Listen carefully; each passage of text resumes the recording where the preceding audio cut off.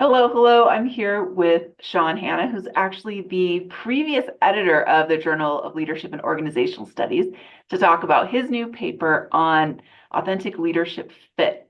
And so, Sean, I want to dive right in and ask you to give me a 1 to 2 minute overview of your study. Sure, Stephanie. It's great to be with you here today. First I'd like to recognize my co-authors. I got Dustin Bloom out at University of Colorado Springs, and Bruce Abolio from the University of Washington. We partnered together on this paper. But what we did is we conducted two studies that took a really unique perspective of person supervisor fit, which is a little bit unique because PS fit is typically an employee with a leader above them. In this case, both members are leaders.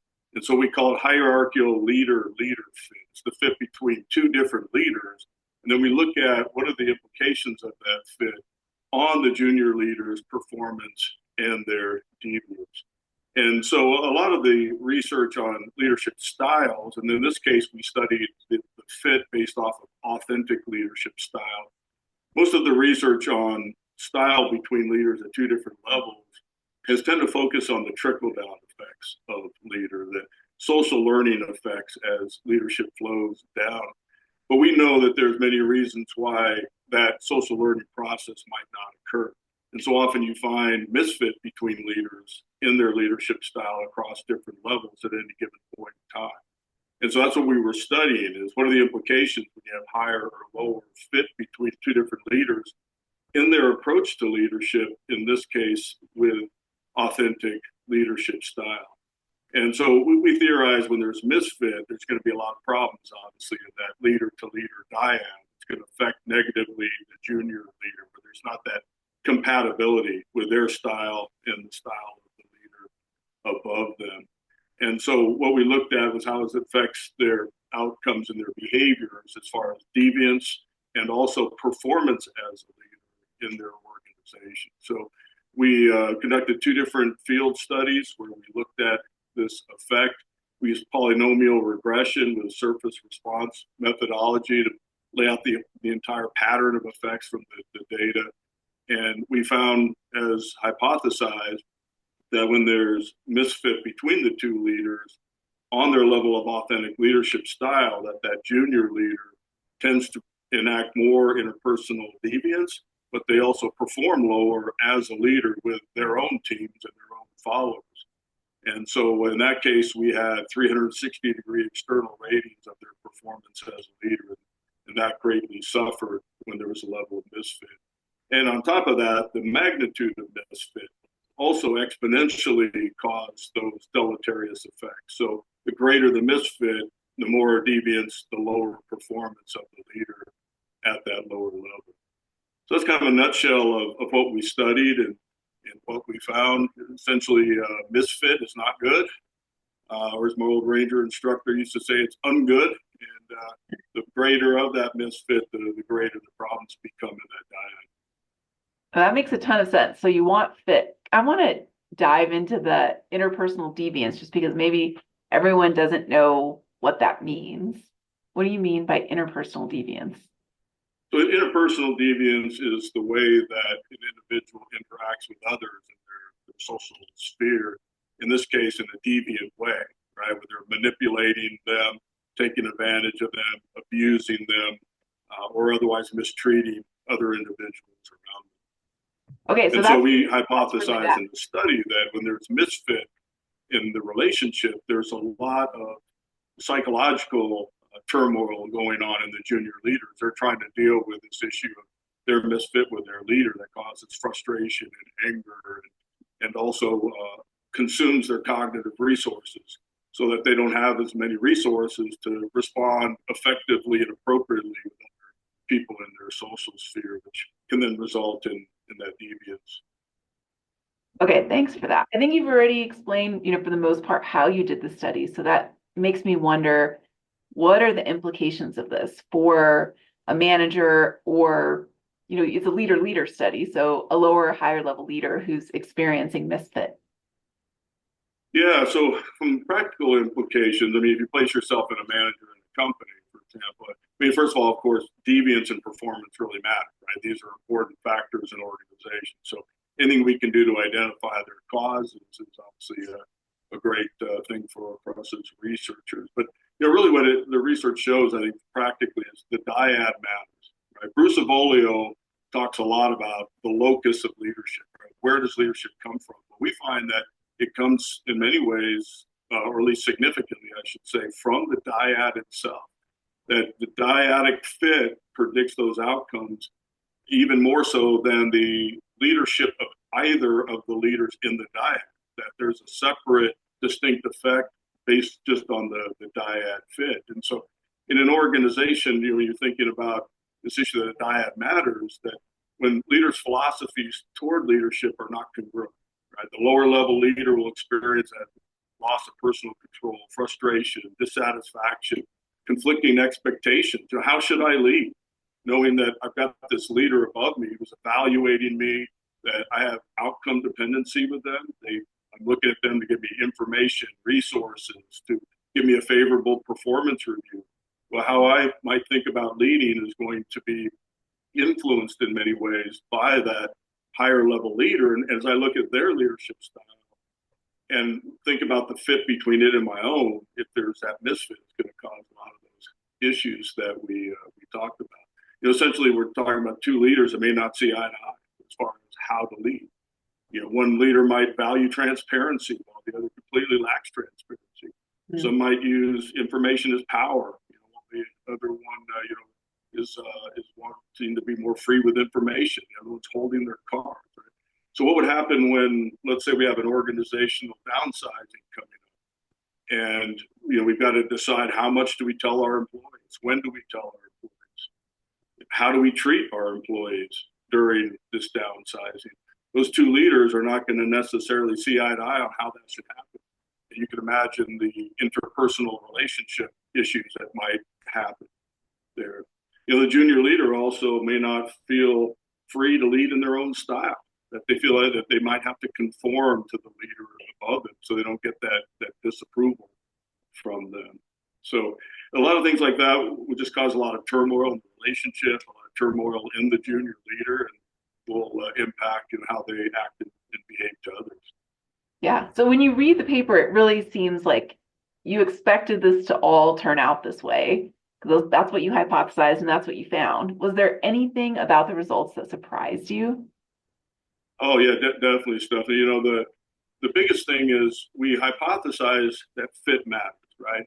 But we also hypothesized that the line of congruence in the study mattered too, meaning the congruence, the line between the junior and the leader follower, that as it got higher, that the effects would be more positive, meaning having, let's say, 100% fit at the low level of authentic leadership, right? Both were very low in authenticity, that we would get much more positive effects when both were high, right? High authenticity. And so we didn't find that. So the line of incongruence on the surface response graph shows that fit matters. But what the results did not show is that low to high matter. And so therefore, if there are high levels of fit, even at the low level, those effects are the same as at the high level. So you could have two leaders that are both very low in authenticity, but have great fit between the two. We saw positive effects on performance, negative effects on deviance. And there was not a statistically significant difference in effects when both were high. And so that was something that was really surprising to us. We expect that authenticity really mattered in that relationship. There's been a lot of writings on having an authentic relationship. Matter of fact, one of the very first papers on authentic leadership in 2005 by Bill Gardner, and Bruce Avolio talked a lot about the importance of an authentic relationship where both parties are highly authentic and sharing information, etc. So our results don't necessarily refute that idea, but at least as it comes to fit, we're finding that as long as the two leaders fit, that they're going to get a lot of positive results out of that dyadic fit in those two dependent variables that we looked at. Yeah, that's particularly surprising because of the 360 degrees. So it's not just that fit matters more than quality on the leader's opinion or the follower's behavior, but also on everyone around you's views. Yeah, exactly. And that's one of the unique things, again, that we're looking at this unique perspective of person supervisor fit. Most of that literature looked at the effects on the follower, right? The employee, the PE fit, Yeah. what are my thoughts, my emotions, my feelings, cognitive outcomes. Here, because we're looking at leader to leader fit, now we're looking at the implications, not just for the lower level leader, but how they lead, and therefore their effects on their followers and the rest of the organization. And as you said, Steph, we've got 360-degree performance ratings of these leaders in study two. And, given that, they were being rated and evaluated the quality of their leadership of their own teams. And so, again, we find at low levels of fit, it influenced performance of themselves as a leader onto their teams just as much as high fit did. That was kind of surprising. We did find, though, along the line of incongruence, a unexpected effect, or I should say a non-theorized effect that we looked at afterwards, it wasn't hypothesized, where if there is misfit, it is better for the junior leader to have higher levels of authenticity. So you take the same level of misfit on either side of that slope, right? We want the follower to have a little bit higher authenticity than the leader. There has to be a misfit there. There was statistically significantly higher effects on performance when you have that, which makes sense because that lower level leader is more proximal to their effects, more proximal to their followers. And so that probably says, at least indirectly, that authenticity does matter. And that lower level leader's authenticity, if it's high, even if there's misfit, it's going to have a little bit greater effect on their followers. Yeah, that makes sense. Yeah. So let me look back on how you became interested in this, and maybe going back to your days as an Army colonel, reflecting on what you would do if you realized that you had a misfit between your authentic leadership and one of your direct reports. Yeah, co-authors and I, we've been talking a long time about the importance of context in leadership. And, as I mentioned earlier, Bruce Avolio particularly has written a lot about leadership being embedded in the social context, and that, the locus of leadership, where does that come from? That it's not necessarily in the individual leader themselves as the focal target, but it's the social environment, the context, the culture, many other factors are buried on them. And so we really wanted to study that leaders don't lead in a vacuum, and try to really tease that out. And so one's own leader is a key part of that context. So that's where we started looking at this idea of LL fit. And of course, we want to continue this research and look at other styles of leadership. We just started with authentic leadership because it is a very relational leadership style in the first place. We thought it would be very appropriate to measure the dyadic relationships. It's also theorized as a core leadership concept because we're talking about self-awareness, transparency, moral perspective, and these key factors that really can underlie a lot of different leadership theories. But we would like to look at that later. But as you mentioned, personally, I led in the Army for almost 3 decades. Retired in 2012 as full colonel. Led mostly in the infantry, did a few combat and contingency deployments, and I certainly know firsthand that how I fit with my leaders really matters. And when I did experience a level of misfit, it did cause a lot of issues. I mean, particularly when I was junior in my career, where I was a little bit unsure of my own leadership. I was still learning who I was as a leader, looking at how I should lead. Social learning was probably happening a lot more at that level.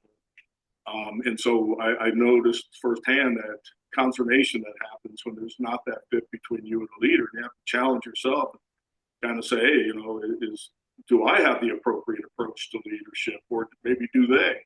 And then, of course, the secondary questions is, well, what are the implications if I don't align with their leadership?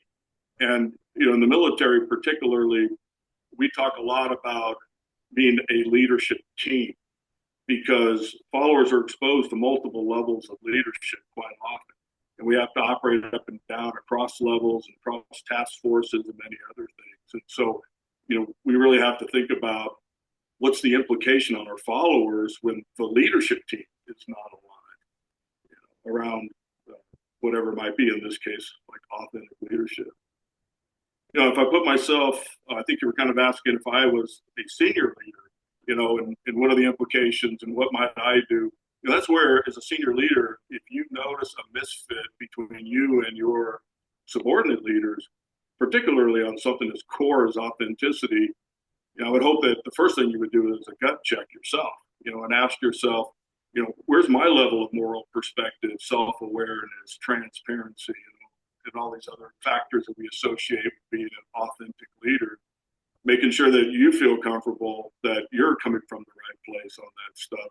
Because you certainly wouldn't want to influence a junior leader to become less authentic, right? If they are perhaps more authentic than you are in their approach. So it depends on the direction of misfit, right? It might be an opportunity even for you to self-explore and develop yourself if you find that you're the one that is perhaps a little bit lower on authenticity.